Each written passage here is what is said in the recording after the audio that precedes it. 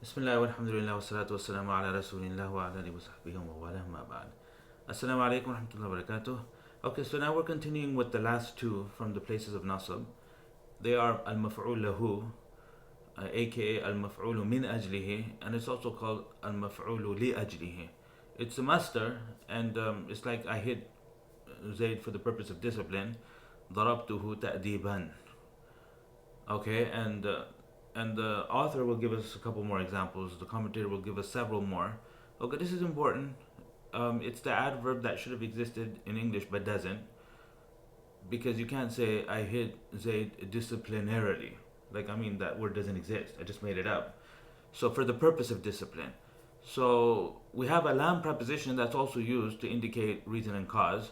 So whether you use that lam preposition or whether you bring the ism in the state of naṣb and automatically communicate the reason and cause, so that's the topic of the Maf'ūl Lahu.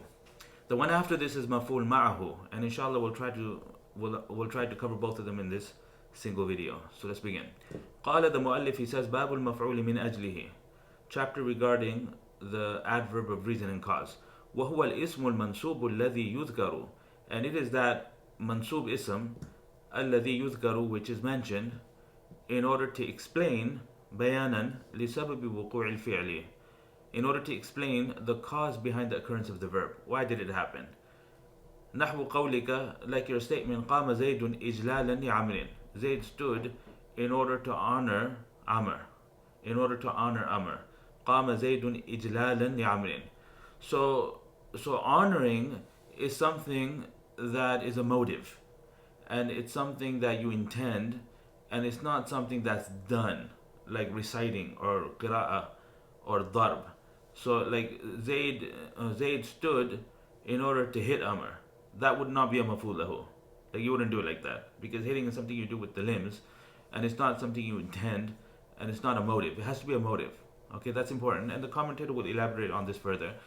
وَقَصَدْتُكَ ابْتِغَاءَ مَعْرُوفِكَ, and I focused on you, or I gave you attention. ابْتِغَاءَ مَعْرُوفِكَ, I targeted you in order to seek the good within you, in order that you be charitable towards me, for example. وَقَصَدْتُكَ ابْتِغَاءَ مَعْرُوفِكَ. Okay, and as you can see, Maf'ūl Lahu is a master. Ijlal is a master, ibtigha is a master, and it needs to be a master. Now, whether it will be with al or whether it will be without al, and whether mentioning the actual lam preposition is permissible, is it more common, or is it better not to bring it, the commentator will talk about all of these details. And he does a very good job, mashallah, Shaykh Muhammad Muhyiddin Abdul Hamid.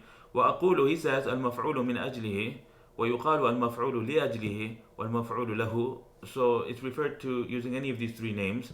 What is it? هو في اصطلاح النحاة, it in the terminology of the grammarians, عبارة عن الاسم المنصوب, refers to the mansub ism الذي يذكر, which is mentioned بيانا لسبب وقوع الفعل, in order to explain the cause behind the occurrence of the verb. So you know this بيانا لسبب وقوع الفعل, it's actual مفعول له be used within the definition. How about that? Subhanallah, he uses it within the definition. Because if they ask you bayanan, why is it in the state of naṣb, the correct answer is because of Maf'ūl Min Ajlihi or Maf'ūl Lahu.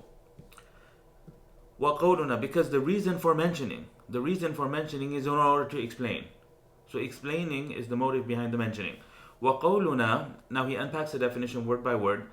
وَقَوْلُنَا الْإِسْمُ يَشْمُلُ الصَّرِيحَ وَالْمُؤَوَّلَ بِهِ, and the term ism includes actual isms, and also includes structures that could be interpreted into an ism, interpreted into the meaning of the ism.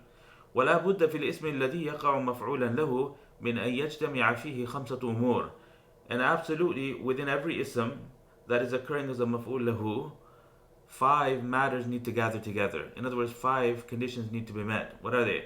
الأول أن يكون مصدرا, the first, it has to be a literal master. Now in the ثلاثي مزيد في, the masters are إكرام, تفعيل, تصريف, مقاتلة, قتال, إجلال, ابتغاء. Okay, and in the mujarrad, the masters are sama'i. They're known through exposure. So shariba yashrabu, the master is shurb. Okay, but that wouldn't work, because shurb is something you do. Like it's gonna mention right now, it has to be something that's intended as opposed to something that you do. Okay, that's coming. And okay, let's continue. So the first has to be a masdar. What else is a masdar from the place of naṣb? The maf'ūl mutlaq is a masdar. The difference there is that in the maf'ūl mutlaq, the verb and the masdar are either literally the same, base letters the same, or at least the meaning is the same. Like qa'adtu julusan. Okay, remember that? وَثَانِيًا يَكُونَ قَلْبِيًا. And the second is that it has to be something that's intended as opposed to something that you do with the limbs. وَمَعْنَى كَوْنِهِ قَلْبِيًا. And what it means for something to be qalbi, internal or from the heart, أَلَّا يَكُونَ دَالًا عَلَى عَمَلٍ مِنْ أَعْمَالِ الْجَوَارِحِ, is for it to not indicate an action that's an action of the limbs, like the hand or the tongue. مثل قراءة والضرب. So the word قراءة as a مفعول له wouldn't work. The word ضربا as a مفعول له wouldn't work. والثالث أن يكون علة لما قبله. And obviously it's part of the definition that it needs to be a cause for the preceding verb, for what is preceding it. والرابع أن يكون متحدا مع عامله في الوقت. And the second condition is that it and its agent need to be happening simultaneously. Okay. And then the fifth condition is that أن يتحد مع عامله في الفاعل, that both the agent, the verb at the front, and it have to have the same fa'il. So in the case of the verb, the fa'il will be there, like physically. And the maf'ūl lahu needs to be intended by the same person who's doing the verb at the front. So like in the discipline example, I hit Zayd for the purpose of discipline. So who's intending the discipline and who's doing the hitting? Same person. As opposed to, in the Qasas book, this is a sentence, وَأَرْسَلُوا إِلَيْهَا رَجُلًا, and they sent to the well a man, لِيَأْتِيَ لَهُمْ بِالْمَاءِ, in order that the man bring for them water. In order that the man bring for them water. So over there, both the fourth and the fifth conditions are missing. So that's why maf'ūl lahu was not used, and the li preposition was used. Okay, focus on the translation. They sent to the well a man in order that he can bring back for them water. So first of all, the fa'il is not united. The fa'il of the sending and the fa'il of the bringing is different people. Number two, it's not muttahid fil waqt either, because the sending happens, the sending finishes, and then the bringing happens subsequent to it. So it's not happening simultaneously. So these are 5 conditions that need to be met in order for naṣb to occur on the basis of maf'ūl lahu. This is really useful, the way the commentator is doing it. I haven't encountered it like this. Like even in the Hidayat al-Nahu book, when we explain these things, these are details that I've been missing, and I will be incorporating them in the future. Okay? ومثال الاسم المجتمع لهذه الشروط ومثال الاسم المجتمع لهذه الشروط تأديبا من قولك ضربت ابني تأديبا. And the example of the ism that is encompassing all of these conditions is the word تأديبا in your statement ضربت ابني تأديبا. I hit my son for the purpose of discipline. فإنه مصدر, because number one, تأديبا is a masdar, وهو قلبي, and it's something that's internal, and it's not something that's done, لأنه ليس من أعمال الجوارح, because it's not from the actions of the limbs. وهو علة للضرب. Furthermore, it's the cause for the hitting, or you could say the motive. وهو متحد مع ضربت في الزمان, and the two are simultaneous in terms of time. وفي الفاعل, and they're also united in the doer. أيضا, also. وكل اسم استوفى هذه الشروط, and every ism that satisfies these conditions يجوز فيه أمران. 2 matters are permissible within the ism, or 2 approaches are permissible, and they are number 1, naṣb, okay, which is what we're discussing, and the second is والجر بحرف من حروف الجر, to do actual jar with a preposition that indicates on ta'lil, like the lam preposition, or the ba preposition can sometimes be used for ta'lil as well. باتخاذكم العجلة, باتخاذكم العجلة. But in the باتخاذكم العجلة, the fa'il is not united. Okay, how does the ayah go? ظلمتم أنفسكم. Yeah, no, it is united. ظلمتم أنفسكم باتخاذكم العجلة, that you people wronged yourselves due to your taking the calf as a god, due to your adopting the golden calf and worshipping it. So that's why you oppress yourselves. So apparently it seems to fulfill all of the conditions, but the ba preposition was used. Okay, because he's going to say there's scenarios for the masdar. The masdar could be with al, it could be mudaf, or it could be neither. So when it's neither, like in ta'diban, then not having the preposition and doing naṣb on the basis of maf'ūl lahu is more prevalent and it's more mashhur. Now when it's mudaf, then I think When it's mudaf, then it's equal. Well, whether you do naṣb on the basis of Maf'ūl Lahu or whether you use the preposition, they're both equally popular. And if it's al, then having the preposition is more popular. And this is exactly what he's going to say in a minute now. Okay, so useful information. He says wa'alam, it should be wa'alam, and it's a typo, it says wa'amal, it should be wa'alam. Wa'alam anna lil-ism alladhi yaqa'u maf'ūlan li'ajlihi thalatha halat.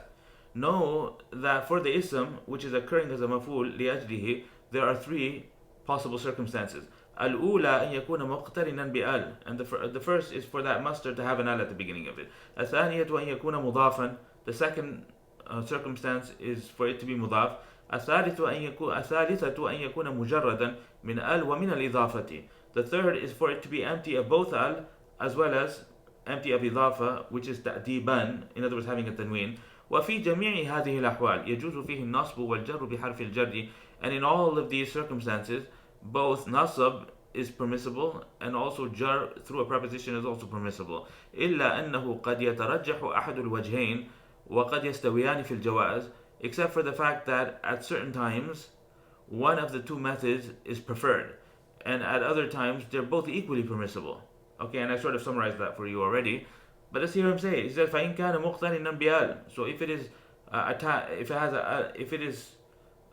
it has an al attached to it, فَالْأَكْثَرُ فِيهِ, then the more dominant usage within it, أَنْ يُجَرَّ, is for it to be put in the state of jar بحرف جر, by an actual preposition دال على التعليل, which indicates تعليل. نحو ضربت ابني للتأديب ويقل نصبه. And in this situation, naṣb is rare. In other words, if somebody said ضربت ابني التأديب, then that would be valid grammatically, but it wouldn't be fasih. It wouldn't be very eloquent, and it's better to just put the preposition. وإن كان مضافا جاز جوازا مستويا أن يجر بالحرف وأن ينصب. And if it's mudaf, then it's equally permissible for it to be given jar through a preposition and also for it to be put in the state of naṣb. نحو زرتك محبة أدبك. I visited you because of loving your good manners. Because, in other words, I love your good manners. So that's the example of a masdar mudaf to its maf'ūl bihi. Or you could say زرتك لمحبة أدبك and actually mention the li. وإن كان مجردا من ال, and if it is empty of al and also empty of إضافة, فالأكثر فيه أن ينصب, then the more popular way, the more popular usage within it would be for it to be naṣb. نحو قمت إجلالا للأستاذ. I stood out of respect for the teacher. ويقل جره بالحرف, and to cause jar through a preposition in this mujarrad situation is rare. Allah knows best. Now, you know the decoding example I gave? I think he might give it as an example in some of the asila and the tamrinat, but we don't do the asila. Actually, he doesn't, because it's very short, and we're going to skip that for the sake of time. And now we're moving on to the Maf'ūl Ma'ahu, and I think I'll do it in the next video, in a new video, even though this one was short. No worries. So we'll see you in a minute.